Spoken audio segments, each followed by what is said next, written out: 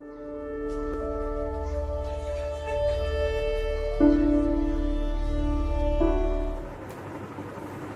बच्चों, आज हम पढ़ने जा रहे हैं लिंग। जरा इन चित्रों को ध्यान से देखो। क्या हो रहा है यहाँ पर?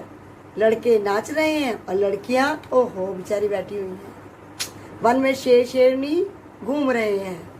वैसे आजकल घूमने की जरूरत नहीं है आप लोगों को, कहीं ने देख कर आप भी घूमने लग जाओ, है ना। मम्मी बोले घर में रहो, आप बोलोगे नहीं हम भी घूमने जा रहे हैं। पर मन को कंट्रोल करना पड़ेगा और घर से बाहर नहीं निकलना है बेवजह। ओके, क्यों बाहर नहीं निकलना? क्योंकि बाहर कोरोना घूम रहा है ना, तो उससे बचाव भी तो करना है। तो अब हम क्या देख रहे थे कि इस चित्र में लड़के नाच रहे हैं, बड़े मस्ती कर रहे हैं और लड़कियां बैठी हुई हैं। शेर और शेरनी घूम रहे हैं। तो इन वाक्यों में बच्चों जो ये लाल रंग से लिखा हुआ है ना, लड़के लड़कियां शेर और शेरनी, देख रहे हो आप, सारे शब्द काले रंग से हैं, लेकिन जो लाल रंग से है ये, इनमें बदलाव आ रहा है कि लड़के लड़की शेर शेरनी। जो बदलाव आ रहा है क्यों आ रहा है? इसका कारण है लिंग। लिंग का मतलब क्या है? लिंग का मतलब चिन्ह। लिंग का मतलब क्या है? चिन्ह। लड़के और शेर पुल्लिंग है, जबकि लड़कियां और शेरनी स्त्रीलिंग। शब्द के रूप से ही उसके पुरुष या स्त्री जाति होने का पता चलता है। शब्द के जिस रूप से उसके पुरुष या स्त्री जाति होने का बोध हो उसे लिंग कहते हैं। ये लिंग की परिभाषा है। क्या है लिंग की परिभाषा? क्या परिभाषा है? दोबारा पढ़ते हैं। शब्द के जिस रूप से उसके पुरुष या स्त्री जाति होने का बोध हो उसे लिंग कहते हैं। जैसे माता पिता, आप पहचान जाते हो मम्मी पापा को देख करके ना कि माता जो आपकी है, मम्मी आपकी है, वो स्त्री है, महिला है, औरत है, और जो पिता है वो पुरुष है, आदमी है। ऐसी बाघ और बाघिन। तो लिंग के भेद कितने बेटे? दो भेद हो गए। एक हुआ पुल्लिंग, एक भेद हुआ पुल्लिंग, और दूसरा भेद हुआ स्त्रीलिंग। ठीक है बच्चों, तो इसके कितने भेद हुए? पुल्लिंग। जिन शब्दों से पुरुष जाति होने का बोध हो या पुरुष जाति का बोध कराने वाले शब्द पुल्लिंग कहलाते हैं। जैसे लड़का, बैल, अध्यापक, ये सब हो गए पुल्लिंग। इनके अलावा और भी अनेक शब्द जैसे पंडित जी, गायक, भगवान, राजा, नेता, ये अन्य पुल्लिंग शब्द हैं। स्त्रीलिंग शब्द जैसे लड़की, गाय, अध्यापिका, ये शब्द स्त्री जाति का बोध करा रहे हैं ना, इसीलिए ये स्त्रीलिंग शब्द हुए।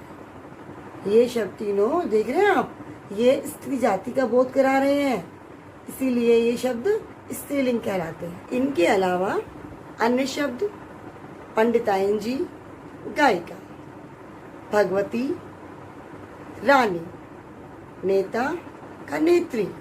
ठीक है बच्चों? ओके, अब जो ये शब्द हैं आपको पहचान में अपने आप ही आ जाएंगे कि ये स्त्री जाति का बोध करा रहे हैं, ये पुरुष जाति का। क्यों? क्योंकि ये शब्द जो है ये सजीव वस्तुएं, सारी सजीव प्राणीवाचक प्राणी का बोध करा रहे हैं। लेकिन जो अप्राणीवाचक शब्द होंगे, जो अप्राणीवाचक शब्द हैं, उनमें आपको पहचानना बहुत मुश्किल हो जाएगा, है ना। तो लिंग की पहचान के कुछ नियम भी हैं कि प्राणीवाचक शब्दों का लिंग तो आप आसानी से पहचान लोगे, दादा दादी, पुत्र पुत्री आदि।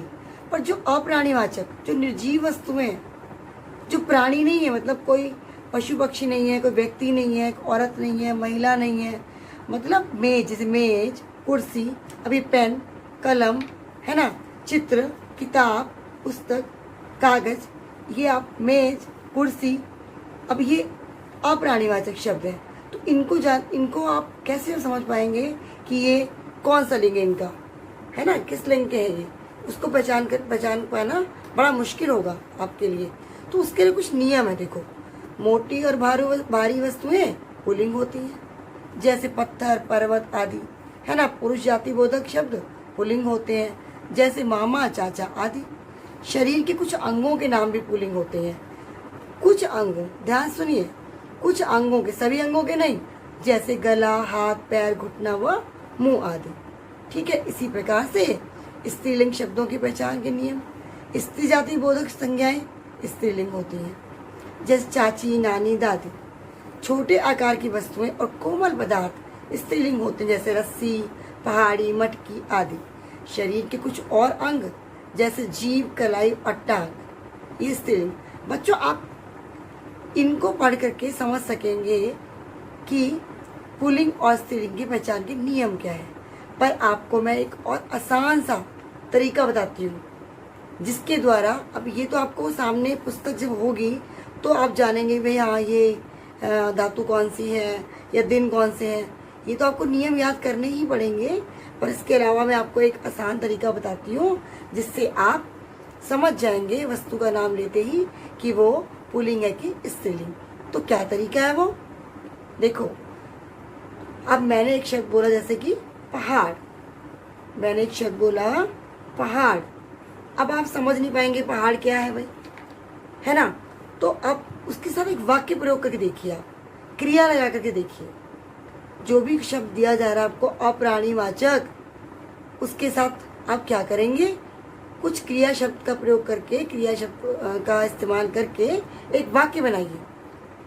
और वाक्य बनाते ही आप समझ जाएंगे अपने अनुभव के आधार पे कि वो पुल्लिंग है कि वो स्त्रीलिंग। कैसे, जैसे बोला हमने पहाड़, तो पहाड़ ऊंचा होता है, पहाड़ ऊंची होती है नहीं बोलते ना हम, है ना। जैसे हम बोलेंगे अगर पहाड़ी ऊंची होती है, पहाड़ी ऊंची ऊंची होती है, तो पहाड़ी पता लग गया आपको कि स्त्रीलिंग शब्द है। और पहाड़ का पता लग गया पहाड़ ऊंचा होता है, पर्वत ऊंचा होता है, तो ये हो गया पुल्लिंग शब्द। ठीक है ना। इसी प्रकार जैसे मान लो एक मैंने नाम लिया, इनके अलावा मैंने एक नाम लिया सूर्य। सूर्य पूर्व में उगता है, पूर्व से निकलता है, पश्चिम में अस्त होता है। देखो वाक्य बनाया ना हमने, क्रिया लगाई, अस्त होना, उगना, है ना। तो अब देखो ऐसे आपको समझ में नहीं आता कि सूर्य क्या है, लेकिन जैसे मैंने बोला कि पूर्व में उगता है सूर्य, पश्चिम में अस्त होता है बोल रही हूँ मैं, होती है नहीं बोल रही हूँ, इसका मतलब ये पुल्लिंग शब्द है। ठीक है बच्चों। इसी तरह से तिथियां, तिथियां कौन सी तिथियां, जैसे एकादशी, एकादशी, पूर्णिमा। आप अपने माता पिता सुनते होंगे या आपने कक्षा 3 में या 4 में आपने अनुच्छेद पढ़े होंगे। कौन से अनुच्छेद, कि रक्षाबंधन कब मनाया जाता है, सावन मास की पूर्णमासी को या पूर्णिमा तिथि को मनाया जाता है। ऐसे आपने पढ़ा होगा कि दीपावली कब मनाई जाती है, तो कार्तिक मास की अमावस्या को। तो ये हो गए आपके तिथियां। तिथियां क्या हो गई, ये हो गई स्त्रीलिंग शब्द। समझ रहे हो बच्चों। अच्छा, आप कुछ और देखो शब्द हम देखते हैं, जैसे दरवाजा। दरवाजा, है ना। अरे मोहन, दरवाजा खुला है, बंद कर दो जरा, बहुत तेज आंधी आ रही है। दरवाजा खुला है, खुला है बोला ना मैंने, तो खुली है तो नहीं बोला कि दरवाजा खुली है बंद कर दो। तो देखो वाक्य जब आप प्रयोग करेंगे बेटा क्रिया लगा करके, तो आपको समझ में कितने आसानी से आ रहा है। अब आप इनको देखे बिना, इस चार्ट को देखे बिना भी समझ पा रहे हैं ना। दरवाजा खुला है, बंद कर दो, ऐसे ही बोलते हैं ना। तो आप समझ गए कि ये खुला शब्द लगाया तो पुल्लिंग में लगता है। अगर हम बोलते खिड़की,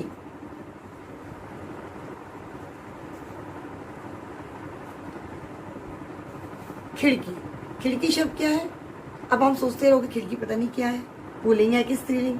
लेकिन मैंने बोला अरे मोना जरा खिड़की तो बंद कर दो, कितनी ठंडी हवा आ रही है। सर्दी में, गर्मी में नहीं, गर्मी में तो बड़े खुश हो जाओगे आप कि ठंडी ठंडी हवा आ रही है, खिड़की खोल दो। लेकिन जब ठंड होती है क्या बोलते हो आप, मैम बहुत तेज ठंड लग रही है, ठंडी ठंडी हवा आ रही, खिड़की बंद कर दीजिए, खिड़की खुली है उससे हवा आ रही है। ये नहीं बोलोगे खिड़की खुला है, खिड़की खुला है नहीं बोलोगे, दरवाजा खुला है और खिड़की खुली है।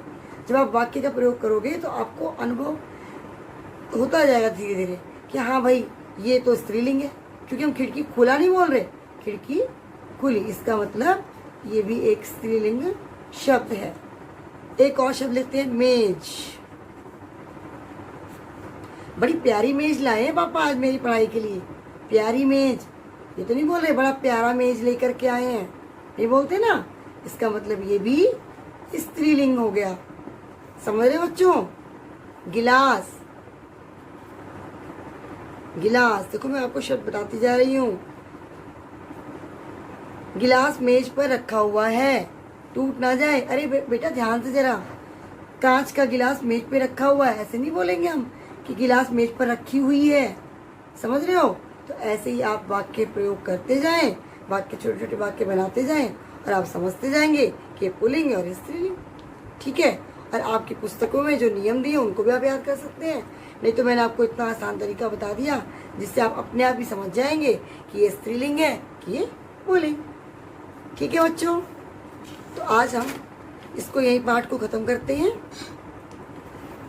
फिर से एक बार रिवाइज कर लेते हैं। शब्द के जिस रूप से उसके पुरुष या स्त्री जाति होने का बोध हो उसे लिंग कहते हैं।